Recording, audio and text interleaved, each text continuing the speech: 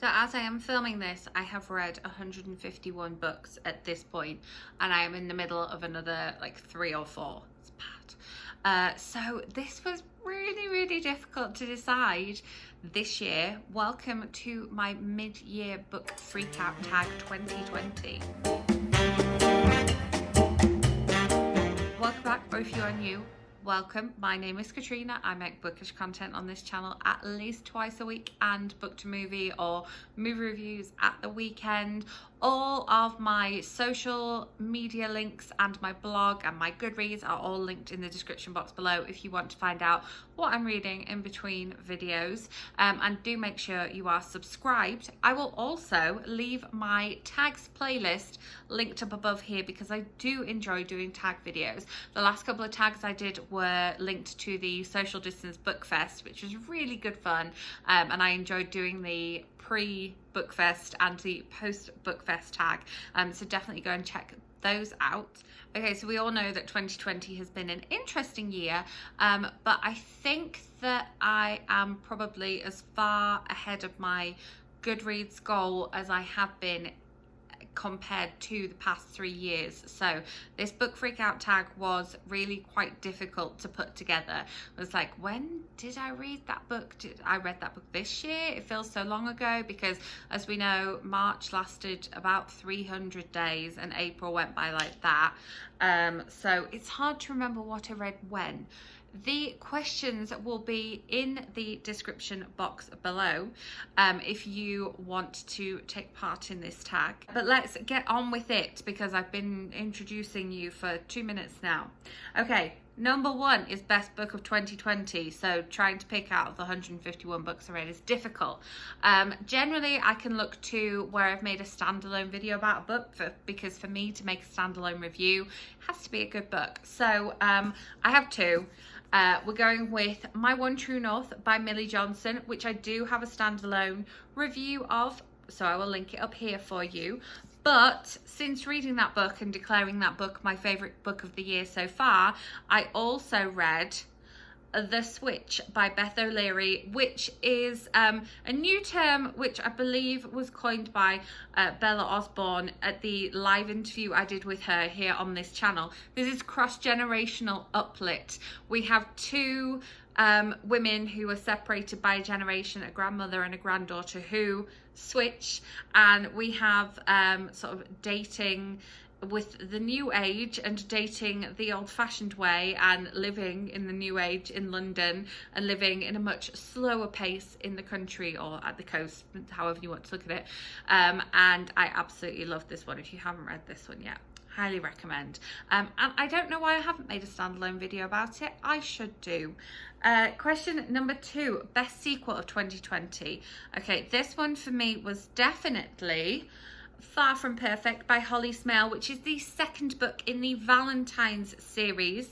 I absolutely loved the first book, and I vlogged about this one during my Bout of Books reading vlog, and I think I said as I was talking about this one as I was reading it, I just think that this must be so much fun to write because these characters are children of celebrities who are celebrities themselves. It's a Kardashian style family, and so you can have them doing all sorts of things that you wouldn't be able to put your kind of regular everyday characters through because they have the money and they have the position and they have the power to basically do anything that they want.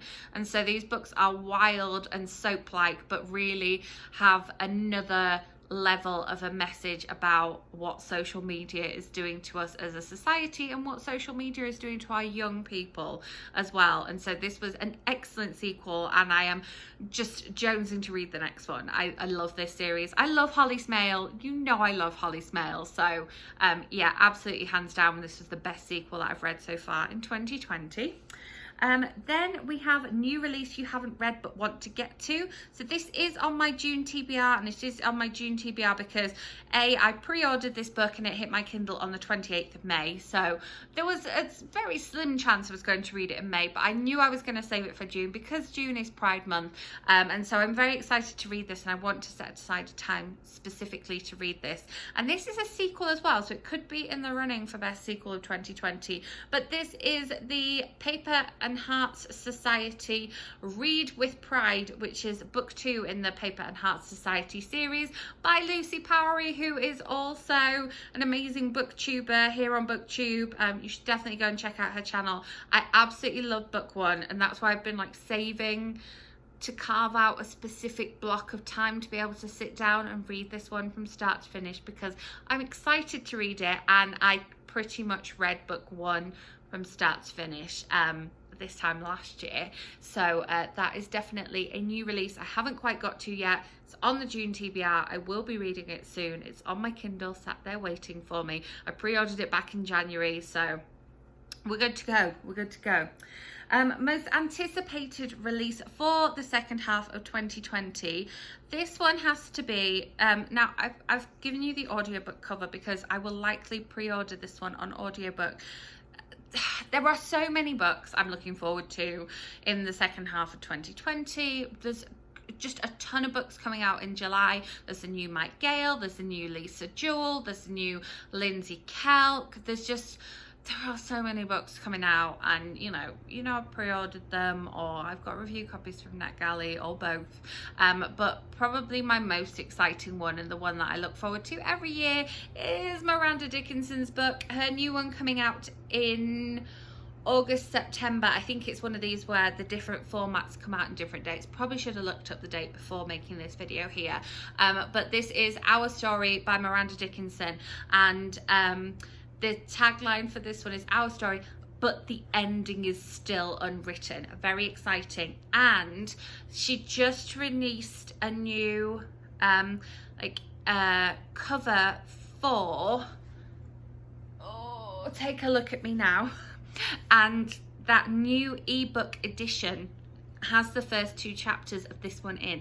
So I have had the first 2 chapters of this, and it's like dual perspective, and I just love Miranda Dickinson so much. I have requested this one on NetGalley, but I probably will pre-order the audiobook. I haven't decided yet. I haven't taken the plunge of clicking the pre-order button, but I will. But I'm also excited to see if I get a copy on NetGalley, can read it early.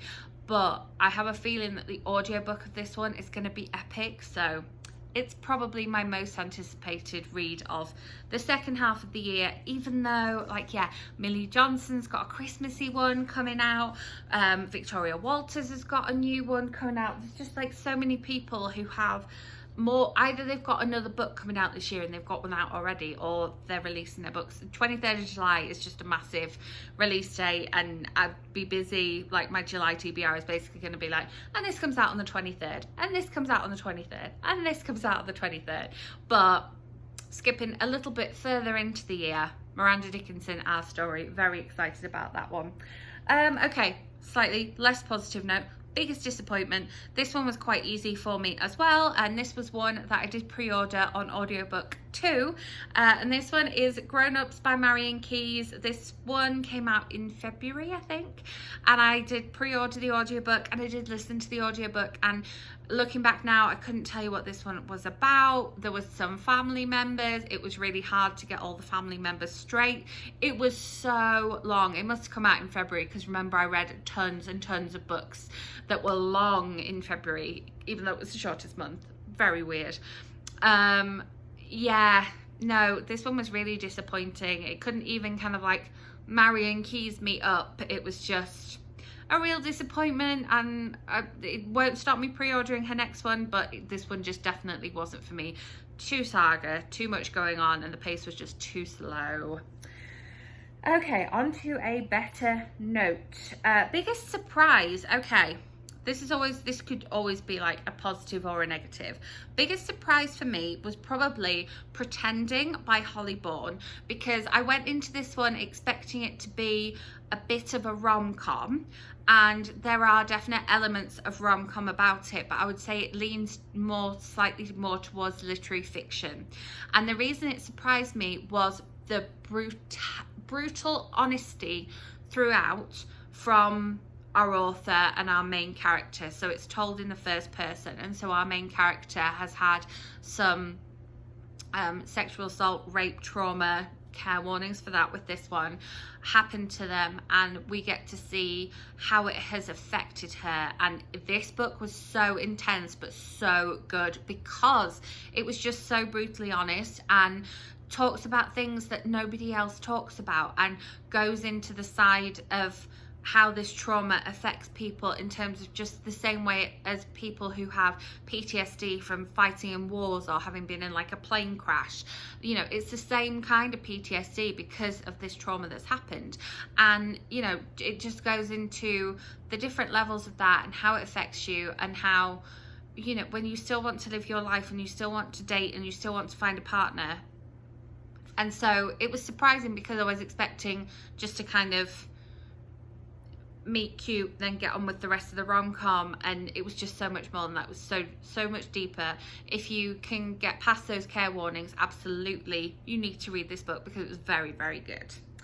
Then we have favourite new author. I have a whole video talking about this author and why I love this series, and this is Courtney Peppernell, and she has written the Pillow Thoughts series. So I have books 1, 2 and 3, and book 4 is in production, and I do have a video talking about the series and why she's become my like new favorite author of the year.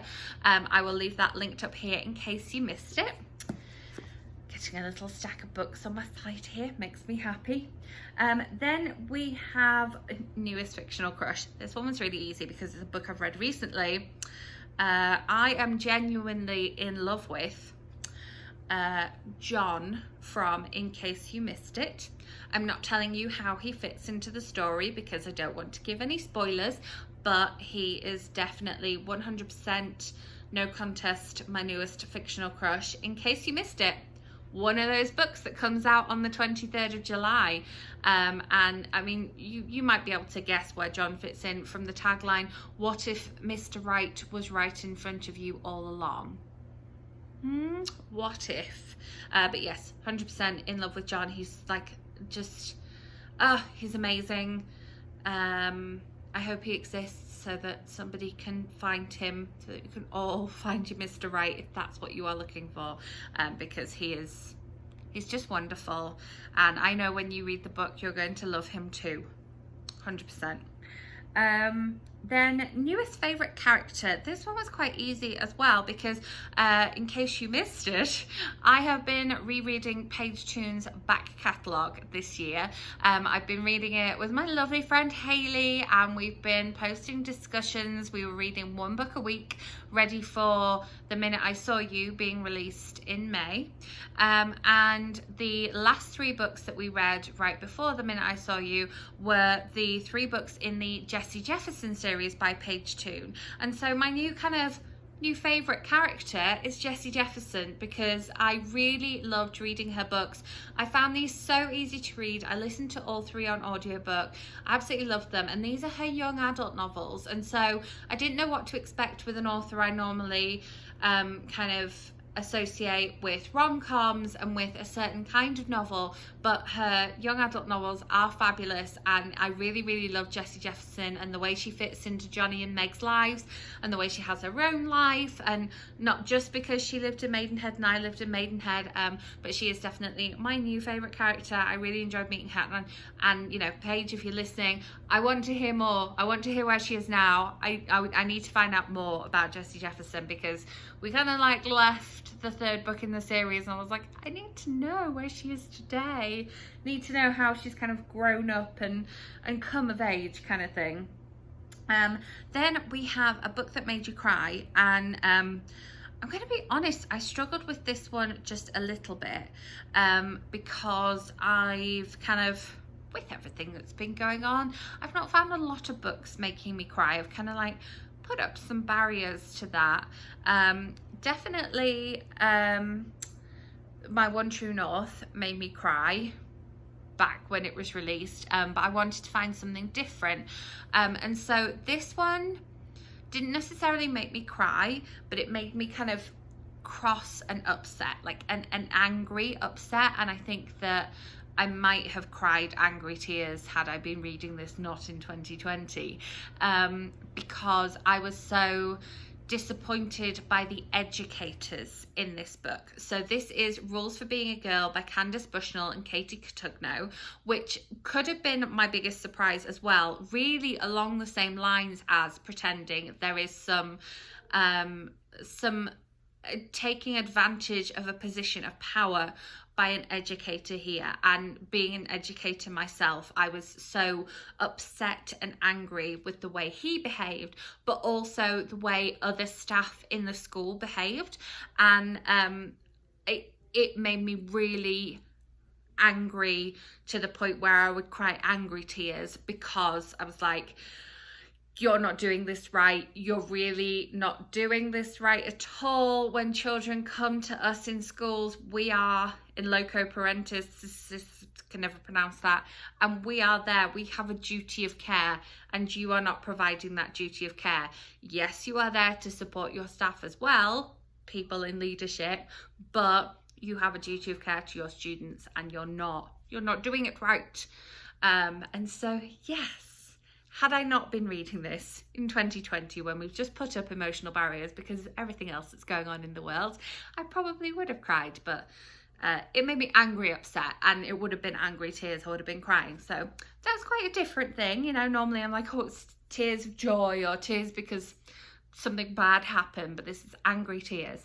Angry tears. Highly recommend that book. Again, care warnings, but this is like a young adult version of, not of Pretending, but along the same lines. And it's really interesting because I read them really close together. I was like, everybody's horrible, the world is a horrible place, and it's confirmed in these two books.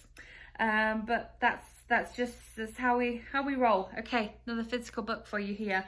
On the flip side, as away from books that made you cry, books that made you happy, this was also a surprise for me and is definitely in my top 10 of the year so far. This is One Perfect Summer, read as part of the aforementioned Paige Toon read along.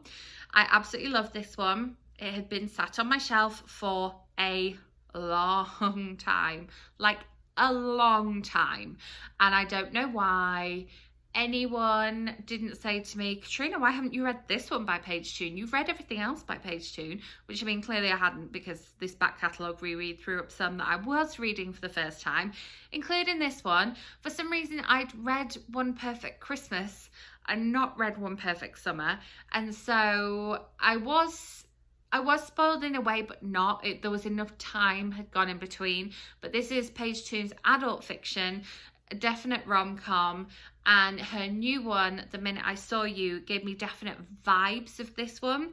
And obviously Paige's classic characters from other books showing up in all her novels. She has so many to fit in now. I don't know how she does it, but this was just absolute perfection. If you are looking for something to take you away from the world right now and just bring you pure joy and pure happiness and just be just a wonderful love story that just meanders along, taking our characters further away from each other, and will they bring them back together? Who knows?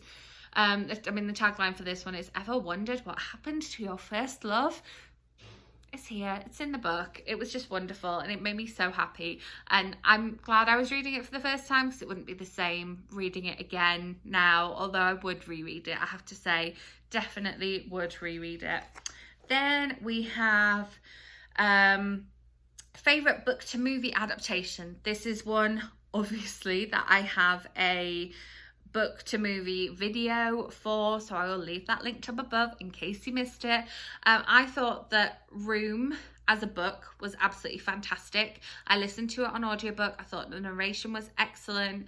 I had seen the movie already, so it was interesting doing it kind of the other way around, but I did rewatch the movie, and I just think that both are absolutely brilliant. I've read and watched a few book to movie adaptations this year where I've really preferred one over the other, but in this case both are so strong. Highly recommend the audiobook if you want to do this. I think that the narration of both characters are so good, and I just recommend both the book and the movie. They're very, very good, and it's the same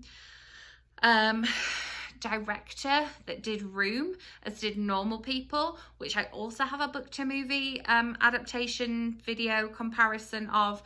I read the book and I watched the TV series, so if you've recently watched Normal People, the TV series, highly recommend Room. It's the same director. You'll get that same book to movie vibe. We are nearly done with our questions. If you've stuck with me this far, do let me know in the comments, because we're at 20 minutes now. Like, good on you if you're this far in.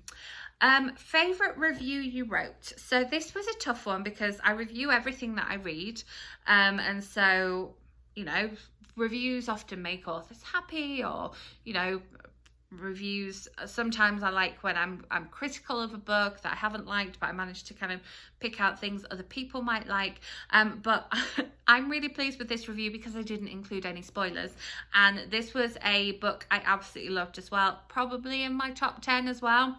And this one is Strangers by C.L. Taylor, which is her latest thriller novel that I absolutely loved, and I have a whole standalone video of it, which I will leave linked up above, or if I've run out of links, end screen, description box, it will be there for you.